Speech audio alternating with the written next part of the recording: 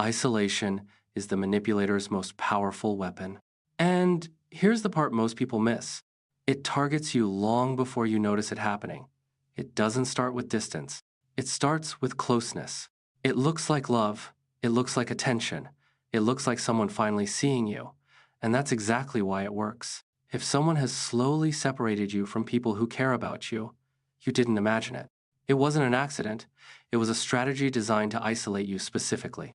Manipulators isolate victims to gain total psychological control. And today, I'll show you exactly how they do it. The signs are subtle. The tactics are intentional. And once you understand them, you'll never miss them again. Let's start with the first move they make. It's not distance, it's closeness. Manipulators isolate you by overwhelming you with connection. They call it bonding. They call it us against the world. They call it fate, soulmates, destiny. But it's actually the foundation of control. The first tactic is love bomb isolation. They flood you with attention, so you stop noticing the outside world. They become your priority. They become your comfort. They become your emotional oxygen. And once you rely on them, the real isolation begins. But they don't start by removing people. They start by reshaping how you see them. The next tactic is subtle, shifting your perceptions. They plant doubts about the people around you. Do your friends really support you? Your family seems controlling. I don't think they understand you like I do. These comments seem small, they sound protective, but they are psychological cracks. Cracks they can widen later.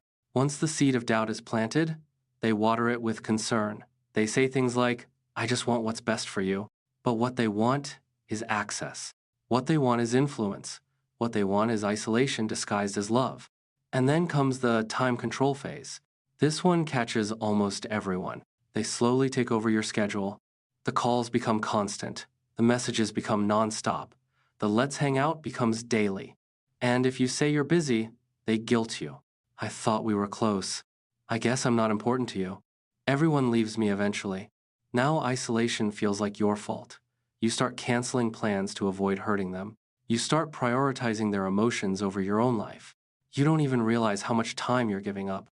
This stage is not accidental, it's calibrated. Once they control your time, the world around you shrinks, and you shrink inside it. But the next tactic is the most dangerous one, social devaluation. They start criticizing your inner circle. Not aggressively, not directly. At first, it's quiet remarks. Your friend seems jealous. Your sister is too negative. I don't think they appreciate you. The shift is subtle, and that's why it works. Because it makes you the one who pulls away. You think you're protecting yourself, but really you're isolating yourself for them. And manipulators love that. Because when you isolate yourself, they don't look like the villain, they look like the hero. The only person who gets you, the only one who truly loves you, the only one who stays. But the truth is, they don't want to stay. They want to control. And for control to work, they need you to have no backup, no support, no second opinions, no reality checks. Which leads to the next tactic, creating dependence. They make you rely on them emotionally. They become your validator, your comfort, your advisor, your safe space. But you begin losing your independence. Your self-confidence fades. Your voice gets quieter, and theirs gets louder. They feed you just enough affection to keep you attached, but not enough to keep you strong. And that imbalance is intentional, because weak people are easier to isolate. But now comes the turning point. The moment isolation becomes visible, and it happens when someone notices. When a friend says, you're distant lately. When a family member asks, everything okay? When someone tries to reach you, and you feel torn, you feel guilty, you feel conflicted. Because the manipulator has shaped your emotional responses, they made you believe others are the threat. So now, when someone reaches out, you defend the manipulator, and you pull further away. This is when the manipulator strikes with the next tactic, victim masking.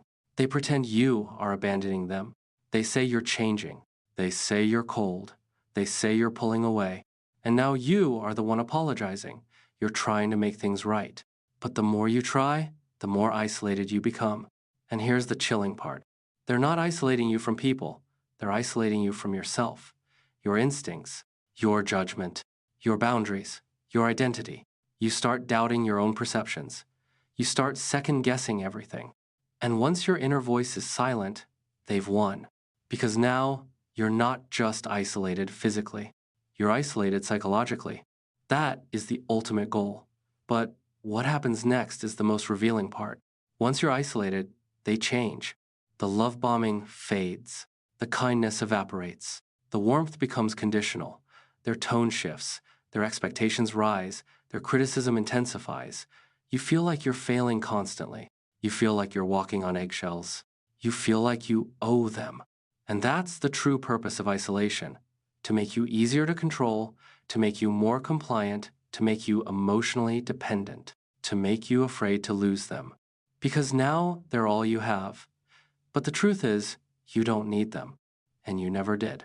What you needed was support. What you needed was love. What you needed was respect. And manipulators offer none of those things. So how do you break free? The first step is recognizing the tactics. Awareness breaks control. Once you see the pattern, you can't unsee it. You start noticing the lies. You start noticing the inconsistencies. You start noticing the manipulation.